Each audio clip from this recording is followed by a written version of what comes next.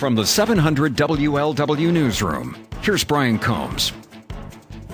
Big stories we're talking about in the big one today. Kentucky has picked the Memorial Day weekend to do some major construction work on I-75. You may recall last month when they started work on 75 at the bridge, and they caused major delays. Some 2 to 3 hours people reported being stuck in traffic coming northbound on 75 into downtown Cincinnati. Well, same thing could happen this weekend.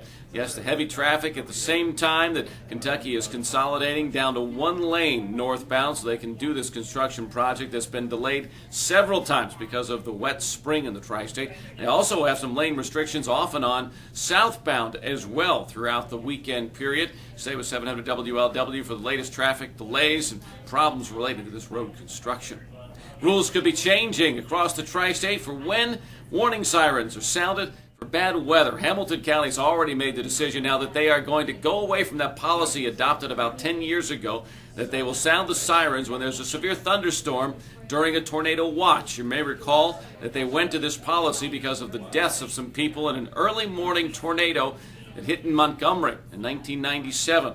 There was no warning at that time for people about the bad storm coming, so they changed. But now, going back, Hamilton County says sirens have gone off so many times lately that some people have become complacent, ignore them. So in the future, at least in Hamilton County, those sirens are only going to sound when a tornado is threatening a particular area. It would have to be spotted in person in the sky or would have to show up on radar for the tornado warning to be issued. Hamilton County is also in the process of replacing all of their sirens across the county, some 200, and in the future they will be able to pinpoint exact areas of the county where bad weather threatens. Other communities across the tri-state still aren't sure which policy they're going to go with.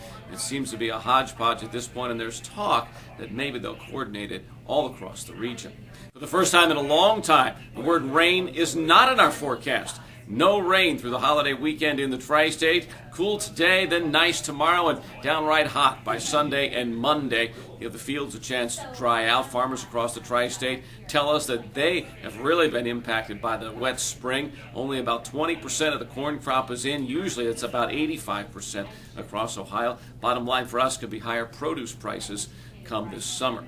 700 WLW Reds update. The Reds, desperate for wins, are in Atlanta to wrap up this road trip that hasn't gone very well. The Reds only won 1 of the 7 games so far. They take on the Braves tonight, calling up pitcher Mike Leake from Louisville to help the depleted starting staff. Reds suffering from injuries and inefficiencies that have really hampered the pitching over the last week or so. Leake starts tonight against the Braves.